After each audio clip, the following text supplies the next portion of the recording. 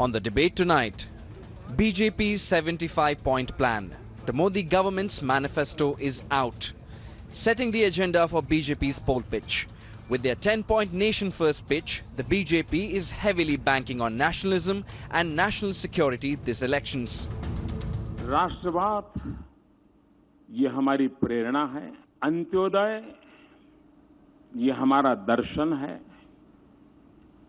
और सुशासन ये हमारा मंत्र है. This manifesto, in a season of manifestos, is not prepared with a tukade mindset.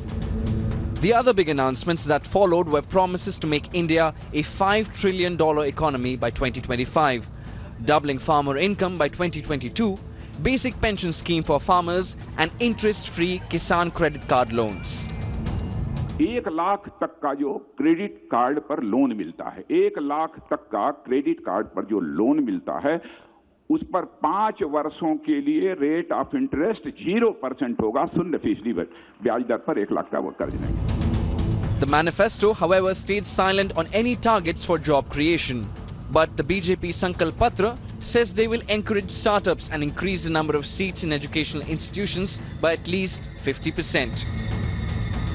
Opposition parties have predictably junked the Modi manifesto, calling it a Jumla Patra. Instead of launching a manifesto, BJP should launch an apology letter. Instead of a Sankalp Patra, BJP should launch a Maafi Patra for inserting or injecting a lethal injection of unemployment, farmer suicide, closing of businesses, and putting the youth towards pakoda employment. Mirror Now asks, after 2014's Vikas plank, has the BJP moved on to zero terror tolerance for 2019? Is counter-terror and strengthening defence BJP's #1 priority? Has BJP's 2019 manifesto failed to address the job crisis? Does BJP's 2019 manifesto do enough to address the agrarian crisis? Let's debate. So with this manifesto, the BJP has put out its poll narrative. What is the narrative? What is the message the BJP is sending to the country right now? On first sight, of course, the question of nationalism that was front and center in the first announcement made in that manifesto. Also, farmers, traders and the Hindu Astha with the Mandir was a largely continuing message sent out by the BJP. But conspicuously missing from this manifesto were projects like smart cities, any mention of jobs and any mention of cows. We've put together a panel that will help us analyze this manifesto to decide if it is in fact on track and if this is the right message that will strengthen the BJP's stand going into elections over the next 3 days. On the show with me, Nalin Kohli for the BJP, Mohan Guruswamy is a senior economist, Neerja Chaudhary, senior journalist, Sanjay Jha for the Congress, Aman Agarwal, Director of the Indian Institute of Finance, T.R. Ramchandran is also a senior journalist, and with me, Vinay Tiwari, our consulting editor at the Times Network. I welcome all of you to this conversation. Thank you for joining us. Opening statements from all of our guests. Ms. Chaudhary, I will start with you. It's a pleasure to have you on the channel. Good evening. Your reaction to the BJP's manifesto, do you believe it addressed the issues? Do you believe it strengthens the party's stand going forward into the elections?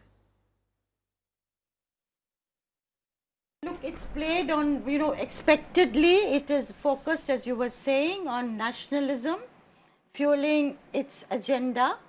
And that is about countering terror, stopping infiltrators, and so on. So a nationalistic, more muscular policy that BJP plans to pursue, and part of that is what it's reiterated, abrogation of Article 370 and of 35A, which has been added, but that is part of its core agenda. So Kashmir, a different handling of Kashmir than the way it has been done, is very much something that the BJP is now putting forth as one of its main agendas.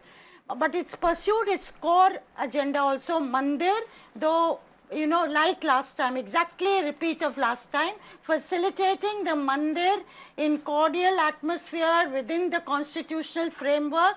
Incidentally, I must tell you, I've just done 2 trips to Uttar Pradesh, and I found not one person spoke about Mandir, not one. So obviously when the party rakes it up, it becomes an issue. When the party, brings down the temperature, it is not an issue. But that apart, also the Citizenship Amendment Bill is given a categorical assurance that it will pass it, despite the disquiet in the northeast of India. So I would say this agenda is worrying as far as the peripheries of an India go, whether it's J&K, whether it's the northeast, whereas it's really going for heartland India in a major way through what it's put out today. I have other things to say, but for the moment I'll stop there. Well, that's very fair. Vinay Tiwari, interesting point raised by Nisha Chaudhary, that it's the extremities of the country that ought to be worried. Is there enough here for, say, the south of India, which is perhaps very focused on farming and very focused on the services industry? There are a lot of salaried people in the south of India. Do you see this, as Ms. Chaudhary said, going for the heartland, the Hindi heartland of the country, leaving everybody else out? Are they very clear about where their target is right now? Yes, very obviously. Not only that, I think they're also very clear about internally. I mean, I won't expect Mr. Kohli to admit that at all, but I can tell you that you can clearly see that there are certain strokes they're playing on the front foot, and there are many, many strokes on the back foot. Yes. The front foot stroke, of course, is nationalism, internal security, very important issue for sure, and it's very obvious they're going to go to the polls with that. But I think what they have left unsaid or half said is perhaps more revealing, which is this. The complete absence of cows, for instance, or anything to do with cow welfare in the manifesto, the absence of any emphasis on Ganga, for instance, which was a big part of the 2014 campaign, is not there at all. There is a mention There's a mention, Ganga, but it's not as prominent as it was but it's a small mention. Yes. It's a small mention. The schemes aimed at appeasing the traders, the insurance scheme that they have promised for anyone who's under the tax regime, the GST regime, is a move aimed at knowing that there is some amount of dissonance in that part. The farmer schemes that they've announced, whether it is the scheme for pensions for farmers who are over 60 years old, or the credit card loans that they've allowed, obviously suggests that they know there is a distress, plus a bit of reaction to what the Congress has put in their manifesto. So clearly there are 3 or 4 back foot strokes. There is one front foot stroke in terms of nationalism, and the absence of few things very clearly indicating that they know those issues are not resonating on the ground. Well, if you're using the cricket analogy, which Vinay always does, and you're going to go with back foot and front foot, then the ball that came towards them on jobs was totally just let to pass straight to the keeper. Yeah, that was well An attempt left. was not even made. That was very well left, yes. because jobs has been a big issue, and I think every opinion poll that is being done by every single news network suggests that people believe that employment is one of the biggest issues right now. To find no obvious mention of it, of course there are derivatives of it. When the government says they will invest 1 lakh crore in infrastructure, the derivative is it will create jobs, because that's obviously, if there isn't, but that is a derivative. That's not a stated obvious position that you've taken. There is no new formula or scheme or any promise on jobs in that sense. Yes. Well, let me bring in Nalin Kohli here. Mr. Kohli, you've heard the arguments so far, and I'll keep bringing you in for responses. Ms. Chaudhary felt that 370, 35A, Mandir, Civil Code, there was mention of Sabrimala, Citizenship Amendment Bill. This was largely playing into the existing sort of religion, community-based agenda, focused largely on central India. Vinay, rightfully bringing up the issue of jobs, cows, Ganga not being mentioned at all, and even farmer had a sort of passing mention, not really a plan. So from your point of view, what is the messaging that we're putting out? That it's nationalism over Vikas this time? Right. You'll have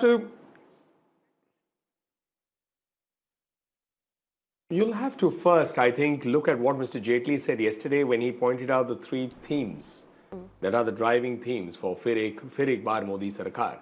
Is Imandar Sarkar, which means a government that has been honest. There is not a corruption scam on this government, and you have to keep in mind, in contrast to the 2014 elections, when corruption was a huge issue, and that was the promise of the government, that we will give you a clean administration. Bade nirnay lene wali sarkar, whether it's Ayushman Bharat, 50 crore as the target, 20 lakh beneficiaries as of date, 35 crore people in the financial inclusion, which is in the banking sector, whether it is 13 or 14 crore people who have taken loans under Mudra for self-employment, small maybe, to medium-sized loans. So therefore, that's the next thing we are saying. And the third part which we said is Kaam Karne Wali Sarkar, a Sarkar that has not been with indecision, a government that's moved ahead. Now when you look at, and I'll pick up from where Vinay left it on jobs, I think we need to understand the change that earlier, over maybe 50 years, of the first 50 years of our democracy, or after independence, it was always jobs with the government being the provider. And we know what's the impact which has been on the public sector units, etc. Today, the whole push is on self-employment, and the manifesto is clear in terms of pushing self-employment, even in the last one. So I'll take jobs on first. Now, there is a whole set of people who say official data is not out and argue. There's a second thing which comes up, which is the derivative way of looking at it. You can't have a 7% growth. You can't have manufacturing going up. You can't have, say, mobile phones from 3 to 120 or 125 units. You can't have airports almost doubling. You can't have highways doubling and no jobs. It doesn't make sense. And the BJP winning the vast majority of elections in this period. The second is, when we talk of Mudra, it's about self-employment. If I take the CII survey of MSME, they surveyed, and that's their report, not mine, 101,05,000 units. And their estimate is 13.9 to 15.4 million jobs every year. So therefore, the job debate, when you look at it, we look at the EPF data, we look at these kind of data and say, yes, jobs are being created. There are others who look at only jobs in the organized sector. So it's an argument. The second part is to what Neerja says, and I'd like to also say, if you're talking about tapped pipe water for everyone, or electricity for all, or pakka houses, how is the periphery of India kept out of it? In Citizen Amendment Bill, we are on record. I deal with the Northeast. I'm in charge of 3 states in the Northeast. We've said it. We are sensitive to the worries that each state has. That does not mean we are trying to bulldoze something up there. If you look at Ram Mandir, I'll also, Neerja ji, and I say it with humility, and it's an honest confession, I am surprised when I travel on flights and I travel and I'm at airports, people walk up to me and talk of Ram Temple. So I mean, I would also have initially thought, and it's an honest confession, that this would have been a rural issue, this may have been an Uttar Pradesh issue, but airports across the country. And I'm not saying on a daily basis, but here and there on a flight or at an airport, someone does come and talk about Ram Temple. Mr. Kohli, if I may... So therefore, I would not accept that it's a non-issue. Right. If I may just ask you one question, you did mention mobile phone units, and because mobile phone units have increased, let's remember that most of the mobile phone units we buy in this country are made in China. Also, while airports have increased, airlines are shutting down, and the airlines really are the larger employers than the airports. But that aside, demonetization, for example, found no mention in the manifesto. And we were always told for demonetization that it's an ongoing process against black money. Shouldn't that process have been ongoing now as well, saying this is how we're going to take it forward? But there was no mention of it at all. There was no mention really of GST tax structures or what you're going to do in that area. So I just want to understand, why was demonetization left out? Very simple. I can answer all of them. Let me first come. The airline is a business by a private entity. It's not run by Government of India. And you're referring to Jet. So Jet, in fact, if I may point out, SBI has taken a lead in trying to say it can be. So that's not, and if you're saying about airports, more people are flying. 12 crore Indians have flown. That's the highest. They have overtaken railways. So where is that coming? It also points to affluence. So therefore, you can't have an argument that the country is going jobless and the country is collapsing and people are taking flights more than they take trains. So I mean, everything has to be seen in a context. You've asked on demonetization. The fight against black money is a continuing fight. From the first day when you had the first cabinet meeting and the SIT that was formed to the laws that have been amended, and out of demonetization, the data that has come, some 350,000 crores, is under scrutiny. Now that will follow due process of law.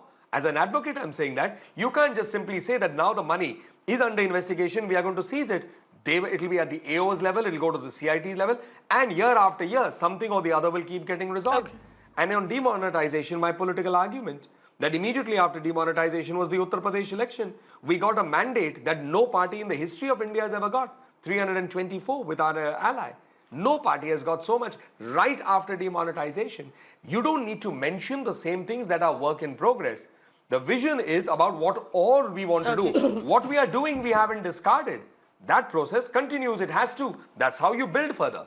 And that's what continues. Okay, fair enough. Let me offer let me bring in rebuttals, but I also want to point out that as of this election, the cash seizure tally has now gone past 500 crore rupees. This is 200 crore rupees higher than it was in all of 2014's election. So in terms of black money, it seems to be alive and kicking and thriving at this point in the country. But that's good.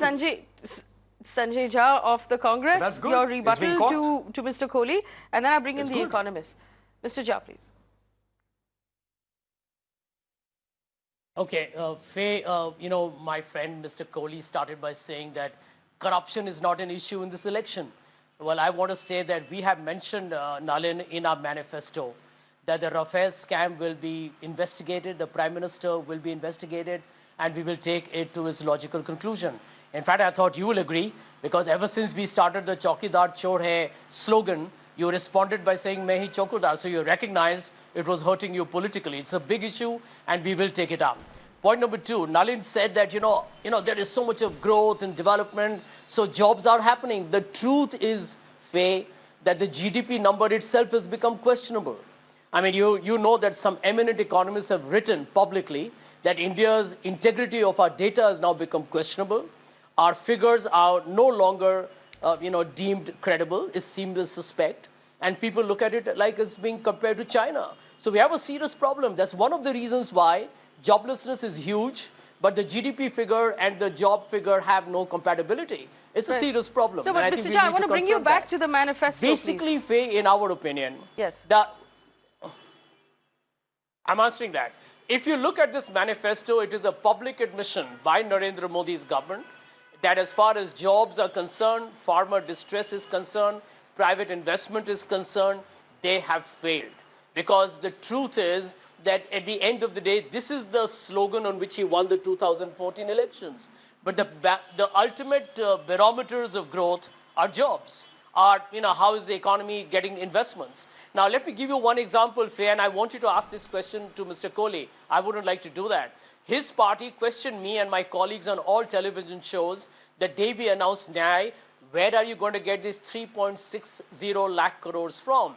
I want to ask Nalin Kohli today, where is he going to get 100 lakh crores from for India's infrastructure? Where is he going to get 25 lakh crores to suddenly invest in agriculture? I mean, these are like numbers which are mythical fantasies. If 3 lakh crores was sweating and, was causing so much of grief to the BJP for 20% of India's bottom of the pyramid poor, 1 lakh crores and 25 lakh crores, I want to ask him, where is this money coming from? So this basically, let him answer, Mr. Jha. Clear, in my opinion, is a humbug. It's an attempt to hoodwink the people. Mr. Kohli, quick rebuttal, and I'll bring in the economist. Mr. Kohli, go ahead. 3 statements, of course, 3 statements. I mean, the Congress is entitled to write fiction also in their manifesto, as they've done with Rafael. Who's stopping them? Whether it's fiction or it's a fantasy, it's their right, whatever they wish to put on paper. The second argument is with regard to about 12.5 lakh crores, if my figure is right, is the total amount that has gone for rural development, agriculture all put together. Doubling it is a target, and why shouldn't it be done? You've had, if I look at direct taxes only, they've gone up from 6 lakh crores to about 10-odd lakh crores. And we are talking about expansion, and we are seeing a robust growth of the tax base as also in tax collection. GST, there's been ups and downs month after month, but yes, it's still been overall in the right direction. The third point was about 3 points, about 100,000 this. Come on, Sanjay, you also understand basic economy. It does not mean only the government does it. You've also had build, operate, own, or transfer, bought. You've got different schemes. You've got the private partnership that takes place on roads, infrastructure and all that. You can have investments in it. It need not be something taken from the bank on a loan and self-generated. There are so many different models to it. And that's been how it has been globally. Why should India be an exception?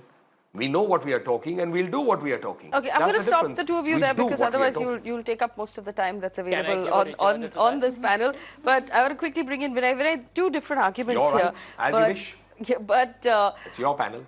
But on the arguments that they're making on the issues, so on one hand are the things that the BJP has brought up, but the other issues that we have been talking about, the farmer issue, the jobs issue, there are various issues that are very real.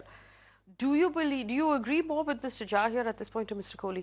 Do you think that the BJP manifesto does enough to say we've done so well and we're now just going to take this forward? Well, look, the trouble with the ruling party's manifesto is that they have to be defensive about certain things that are continuing. Because if they say there is a problem, they're admitting their failure in the last 5 years, and they don't do that.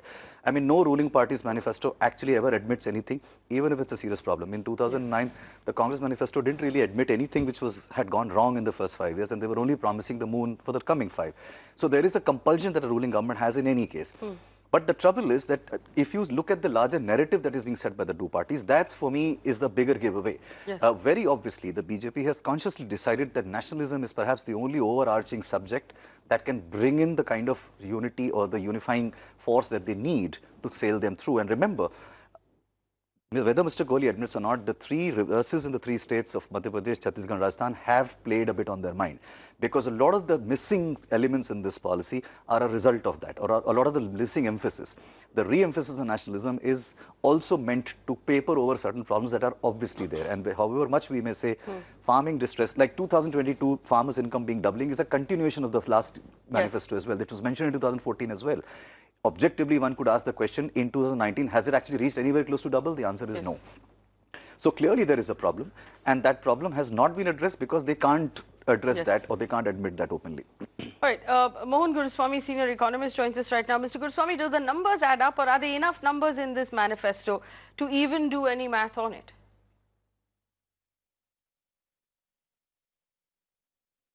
I thought the Congress Party's manifesto, the math was not sitting together, but this one just flies in the face of logic. They're talking of spending 100 crores on infrastructure in the next 5 years. That's an average of 20 lakh crores a year. And you know how much they spent last year? 5 lakh crores. That means that next year is going to go up by 400%. Now, where is this money going to come from? So they're playing with numbers. They talk about lifting 50 crore people from poverty. What is the poverty line in India? 2,000 calories a day. It translates to a ridiculous sum of money. If you go by the international standards today, by the UNDP standard, 68% of India is below poverty. Which is a minimum living standard index. Now, poverty lines have to change, because none of these governments want to change the poverty line. Because if you change the poverty line, definition of the poverty line, you'll have to aim development differently. Now, the BJP is talking about giving money to landowners, farmers. Every farmer gets about 6,000 rupees. But the problem is 340 million landless labor. What are you going to give them? You're talking about pensions for 54 million small retailers. Where's the money going to come from? How do you identify a small retailer? Most retailers, small retailers in India, are part-time retailers. They're sometime retailers. When there's excess tomato, they sell tomatoes. So, how do you identify all this? So it's promising, this therefore is not a Sankalp Patra, it's a Ghoshna Patra. Just like the last one was. Last one said 100 new cities. I thought it was very exciting, because it was addressing a problem of urbanization. 100 new cities of 2 million each. Now, that quietly became 100 smart cities. What did it mean? Giving Wi-Fi. And Wi-Fi is provided by private operators. So the government, they didn't even plan anything. They said high-speed railway network connecting all the metros. Nothing happened. You just got one sideline, which is still not even begun work between Ahmedabad and Bombay. So you see, all these businesses just get this over. And if you are serious about a manifesto, why release it 2 days before the elections? Does the electorate have time to now read it and understand it? Do you have time to get the message across? It's just a motion they're going through. The other guy released a manifesto, so I have to release a manifesto. And and Rajnath Singh says, we consulted 6 crore people before writing this manifesto. It's amazing. How do you consult 6 crore people? And he said, we had 17,000 boxes. I was just computing that each box will have about 90,000 suggestions stuffed into it. This is amazing rubbish. This is written by a committee which came out to design a horse and ended up designing a camel. Which is typical of a committee. Everybody got something in.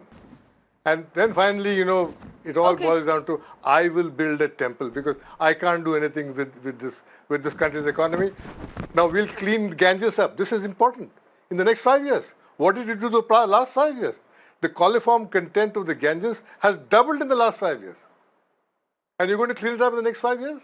You want people to believe that? You want this nation to believe that? You want any serious-minded person to believe that? This is just an exercise. Okay. Let me bring in an alternate point of view. And sloganeering. Aman Agarwal is with us right now. He's the director of the Indian Institute of Finance. Mr. Agarwal, do you agree that the numbers don't add up? That none of the promises made right now show the numbers? That none of it is realistic. You see, when I look at both the manifestos, first of all, manifestos are not supposed to be mathematical jargons or budgets which the numbers are supposed to match up. They're supposed to be expectations for tomorrow. They're supposed to be forecasts of what we're going to be seeing tomorrow and what kind of a road path are we leaving to.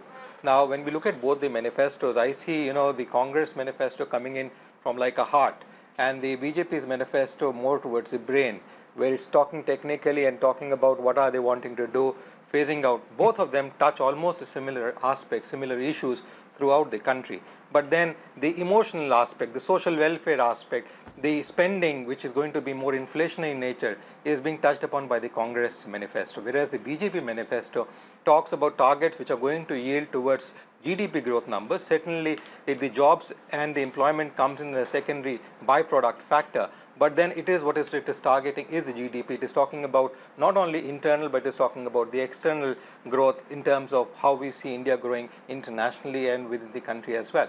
So, in my opinion, both the manifestos are interesting to observe, but then the issue is that they have to, the BJP manifesto had also projected something what they have done in the last 5 years and taking it forward. So, they had to keep the timeline in place and bring it forward. So, from that perspective, they've done a good job in terms of projecting what areas, what specifics, and they've given specific, as the 75 targets which have been outlined, they're specific targets. Now, how much can you achieve, how much can you not achieve will depend on large number of factors, but at least they have started bringing out those objectives which are target oriented, and which I feel with the 5 trillion, we are already a 10 trillion economy in terms of PPP numbers. So, we're looking at going that way is not something which is not achievable. It is achievable. It's a question of wanting to move forward, and the BJP is laying down those stepping stones to move forward. As far as I see the movement, talking to people on the ground, students and other communities across different parts of the country, I see there's a lot of hope and faith which the BJP still enjoys as against the Congress, despite the emotional touch which Congress has given in the last 2 weeks. Well, I want to bring in Mr. Ramchandran, Mr. T.R. Ramchandran, senior journalist. You've heard all the arguments, Mr. Ramchandran. To be fair, when the Congress manifesto came out, I asked the question repeatedly on this show as well. Where will the money come from? Where will the money come from? How can you promise, this minimum basic income without showing us where the money is going to come from? To say today that this, manifestos needn't be mathematical, they just have to be directional, would perhaps be unfair. Do you believe that the BJP manifesto does justice to the problems that the country is currently facing?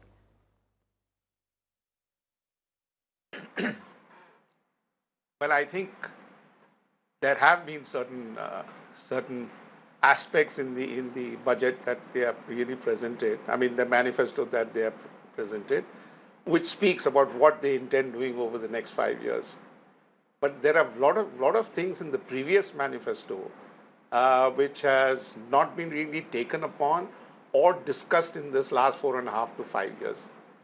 And I think they have probably done a fairly good job on the ground in at least, taking development forward and providing aid to some weaker sections, including women. I think certain aspects of this cannot be denied, but the fact remains that if the cylinder is to cost 500 or upwards of 500 to 900 rupees each, I think we all understand nobody is in a position among the women to pay that kind of an amount to buy a second cylinder. So in very many cases, the plan as such is a good one, but in very many cases, most people have not purchased a second cylinder to run the gas stove at home. There are various other issues which are essentially economic, which comes into big play when you present a manifesto of this kind. The BJP on the one hand has really tried to strengthen what it has put in place by way of taking facilities to the poor, but they have also tried to bring certain others into the ambit for pensions and so on and so forth. The problem of farmers has hit them very late, I'm sorry to say that, but the issue is real and I don't think they can take it lightly, and they are not. I think we'll be foolish to say they're taking the issue lightly. Joblessness, despite my good friend saying that, the numbers may not be out there in the open for everyone to see, but the kind of development that has taken place must have necessarily led to job creation, and there are people who have got jobs. But why aren't the numbers out? Why don't we are after all 70 years old, somewhere along the line, we have to create the statistics. How do you really work on things and improve situation if you don't have the statistics in black and white before you? This is not an effort to find fault and, pick faults in whatever has been done. But there are gray areas which need to be sorted out. And that is one thing we are not willing to do. Whether it is the BJP or the Congress, we announce grandiose schemes for everyone. But when it comes to implementation, there are problems. Yes. Several of us in this discussion have asked, where are you going to get the money for this? One economist categorically said, they budgeted for this month, it went above or it went below, and what has now been proposed for the next 5 years entails a much greater investment than is anticipated by anybody. So I think development of the country is really good. But the Prime Minister has also spoken about 2047, how this country is going to look, and we are going to be a developed country, and we are going to lay the foundations for developing this into a developing country in the next 5 years. So there are a lot of things packed into what was really said today. But I think the effort of the BJP is to preempt the Congress, because they have not taken any initiative to present their manifesto before the Congress, at least in the last two general elections. All right, so in the last case, they presented that budget on the first phase of polling. This time they've done it 3 days before the first phase. I want to pose a different question before the panel, which is this. Do you think that this manifesto will help the BJP's chances in any way over the next 3 or 4 days? Because the aim will really, the impact would only last about 3 or 4 days. So the first phase happens now on the 11th. Do you think this manifesto will help in any way? Well, look, Faye, I have a bit of a completely opposite view on this. I don't think manifestos actually help or not help any party, because unfortunately, and I'm using unfortunately because that's the reality, 95% of Indians don't read, don't know what is written in the manifesto. They have no idea. But the manifesto certainly allows a political party and its leaders to give headline-grabbing talking points in the field. That depends entirely on the capability of how much you can hype up what you've presented as the talking point in a manifesto. Clearly, for the Congress, the challenge will be to go and hype up the Nyaya scheme that they're talking about and to be able to communicate it to the people, because that's the only headline-grabbing thing that will work at the ground level. Similarly, for the BJP, their calling card is going to be nationalism. It's going to be internal security. It's going to be terrorism. It's going to be Pakistan. It's really about that. I think all the other semantics that we are discussing are lost on majority of the opposition there, and they don't really care about that. They really care about the headline-grabbing aspect of any manifesto. Same question to Neerja Chaudhary. Ms. Chaudhary, do you believe that this manifesto will help the BJP in any way? Is it something that will trickle down? Because there isn't one massive, clear idea that can be taken to the masses, like Vinay said. I think they're focusing on nationalism as their main mudda. Certainly, one thing I will say here, Faye, just to digress a little. Okay. One of the very good things of the Prime Minister's speech, that appealed to me personally, is that he talked about, of course, 2047, but a vision about water. If you look at the problem that may confront India in the next 3 to 5 decades, water is going to be on top of the agenda. That's the world over. And we in our country, we haven't started to think about this. So to talk about a Jal Shakti Mantralaya, specifically optimizing the use of river water, really thinking of water as an issue in a serious way, that was a very good note the Prime Minister struck. But the disappointing was on education, very little. Congress said 6% of the GDP on education. They had only increasing seats, jobs. Somewhere both parties need to say we need to think out of the box on jobs. How do we do it? We don't know how to do it. So the others can really come up with ideas. And of course, portion is a good, the nutrition agenda that they have committed themselves to, which the Congress was lukewarm on. But to answer your question, on will it help, it is a continuing debate. It's something that the BJP has started. It will reinforce them in their, whatever they want to push forward as a message. Congress has to take the debate back to the economic issues, jobs, where the BJP has been weak. But one thing I will say finally, in a sense, manifestos have come of age. No longer, you know, somebody said that we don't take them seriously. Today, the opponent is making you take it seriously. How many times has the Congress said, 15 lakh jayenge bank account mein, 2 crore jobs ki baat ki. So they are on the mat on this. And the BJP will similarly put the Congress on the mat. And good for us citizens. It's good for us citizens. Nalin Kohli, do you want to respond to what both Vinay and Neerja just said about the manifesto and the fact that it's just being put out there for narrative at this point?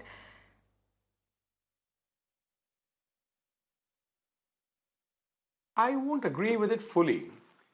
The manifesto is a kind of a vision document, but then there are issues that do fall into the implementation. So I would not say that it's a paper exercise with no meaning. That would be very, very pessimistic and cynical. Just on an aside, Ram had mentioned about gas connections, the Ujjwala, ladies not going out there for the refill. 82% is the figure of refill. Yes, 18% is the gap, but 82% by itself is fairly impressive. And it is because of the Aadhaar linkage and all that the subsidy goes directly in the bank account. But coming back to the main thing, what Vinay and you are saying, I think the second part is it's not that, you know, that conversation on the manifesto doesn't take place. If you would hear the Prime Minister's speeches, he is talking his performance. There is a whole range of issues he speaks. There are political issues. There are issues that are attack on the opposition parties. And then, of course, there's the performance issues. They all form part of that 30 to 40 minutes when he addresses these very, very large rallies from as small as, for Imphal, 50,000 is fairly big, but to maybe 4 lakhs as we saw in Kolkata. So in all of it, that's also part of the agenda, which is performance and then talking about vision. So I think it comes in different ways. To sit down and just be speaking only on the manifesto, certainly I don't think that happens. Maybe on debates like this on the day the manifesto is released. But I'm certainly not cynical about the manifesto being only a paper exercise. Well, I can see Mr. Mohan Guruswamy has a rebuttal. Mr. Guruswamy, go ahead. Mr. Cha, I'll come to you after this. Mr. Guruswamy, go ahead. Okay. The proof of the pudding is in the eating. Now, the Ujjwala scheme. Now, today the survey reports say that 85% of the households which have a cylinder don't use the gas. They use the earthen stove because gas is still too expensive for them given their incomes. Now, today also the data is out that out of the 0.6% of GDP we were spending on water, that has now come down to 0.2% because the rest of the money was used to build toilets. Now, if you say water is important, then where is the money? Why didn't you spend the money? Now, you're now talking about a water resources ministry. We've always had a water resources ministry. And you know how serious you were was evidenced by the fact that you made Uma Bharati the minister, and the first thing she did was she had a meeting with 100 sons and said, we will now see how we're going to clean the Ganges up. And nothing happened. Now you see, you can say things and say, I'm going to do this, I'm going to build 100 new cities, I'm going to do all kinds of things, but you've got to do it. You don't have the means to do it. You don't have the administrative abilities to do it. You haven't got the bureaucracy reform to do it. There's no decentralization. There is no government in half the villages of this country. There's no evidence of government. Even the school teachers, the solitary representative of government in many villages. In many rural, in upcountry villages, in the tribal areas, the forest guard is the representative of government. What do these people get from the state? We actually become a stateless nation. A large nation without a state. Neither the Congress nor the BJP is willing to address this.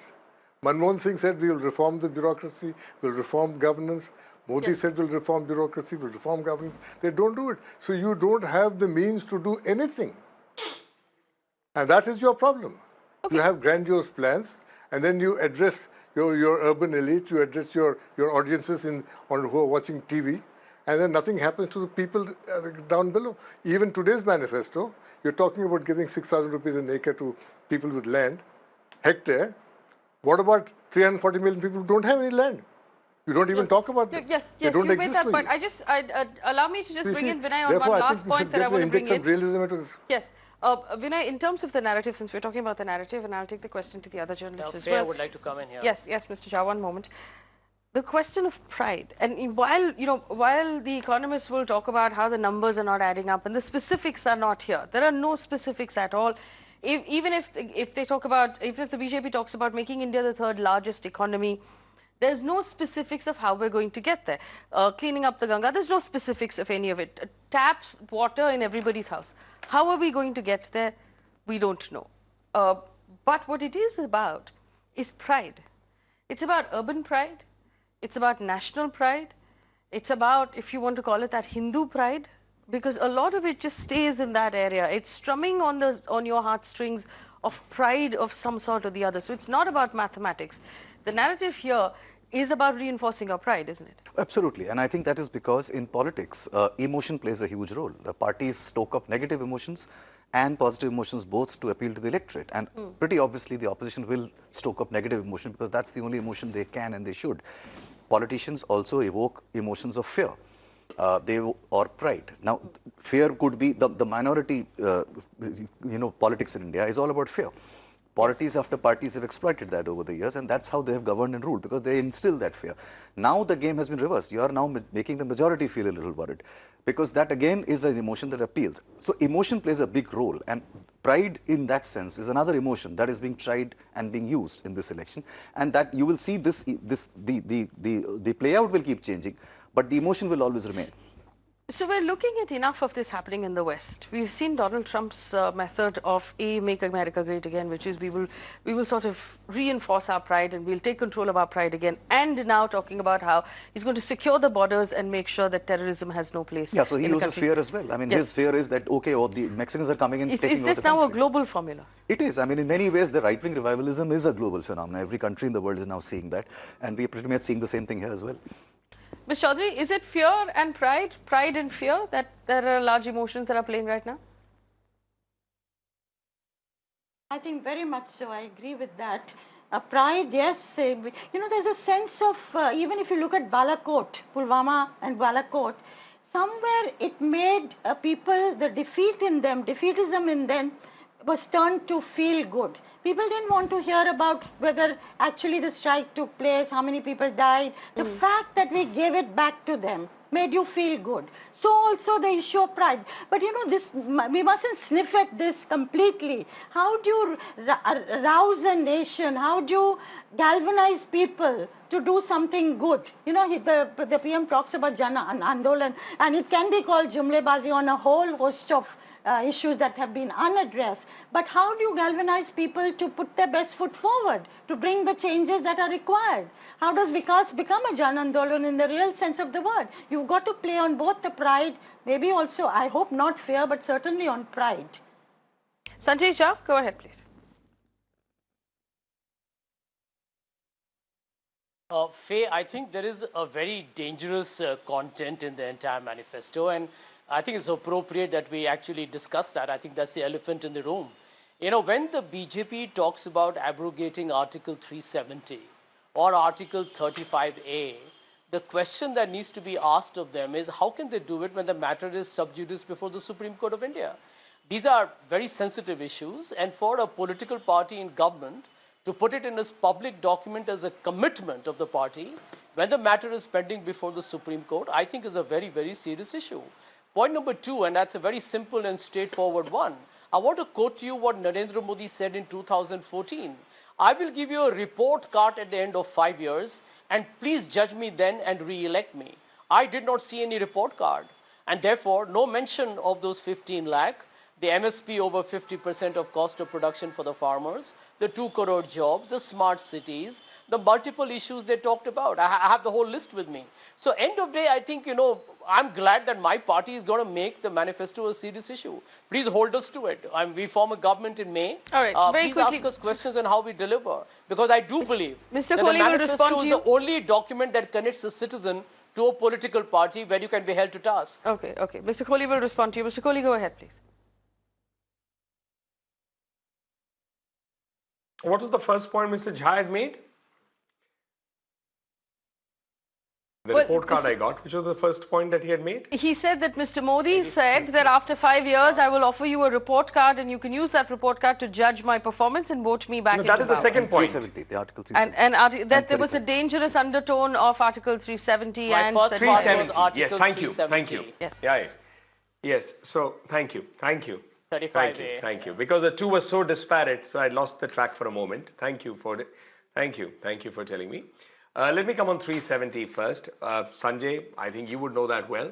The Constitution, by which also the Supreme Court is a creation, and it does look at the constitutional issues, does not put a restriction for someone to have a point of view. And on 370, we've had a consistent point of view from 1951, from the days of the Jansang, before you and I were even born. That's from the Jansang to the BJP. And that point of view continues. There is no stop. However, I would certainly say that if you do wish to have a movement towards that we shouldn't discuss this, then perhaps the Congress would do well to stop even threatening Chief Justices of India with impeachment because they don't like the way the court is running or the judgments are coming that way. So that would be a good starting point to keep, the discussion in terms of that. Yeah, that's one. That's the second point is on 370, it's no dangerous thing. That's our point of view consistently and we stand for it. Number two is your point on the report card. That's exactly what the Honorable Prime Minister is doing, or many of us on TV, when we point about all the work done. That is the report card. But however, if you were expecting a report card like you go to school and you come out with a piece of paper that has, A, B, C, D, how much we got, maybe perhaps we've, evolved a little more than that, but you are entitled to have expected it. All right, we have unfortunately run out of time here, but I will ignore that. I'll give one last. I see Nirja ji's hand up. Nirja ji, very quickly, your response, and then I'll give a last verdict to Mr. Ramchandran. Very quickly, I would say, what is worrying about the agenda is, in many parts, it's divisive nature. Yes. That, even if you, as I was saying, even if you want to rouse people to action, it cannot be done by hatred, fear, and treating some people as the other opposed to you. That is what the underlying thing that worries you. But has that been perhaps an undertone in this entire campaign? Mr. Ramchandran hasn't spoken. Mr. Ramchandran, please, she's making a fair point. Yeah, Mr. Ramchandran, I want you to respond to what Nirja ji just said, treating some portions of the country as the other that we have to be protected from, creating a divide. I think it's a very valid point. This is the underlying fear of people in most parts of the country, particularly certain sections of society, the minorities and several others. I think it's very important when she says that we need to instill confidence in the wide cross-section of people in this country.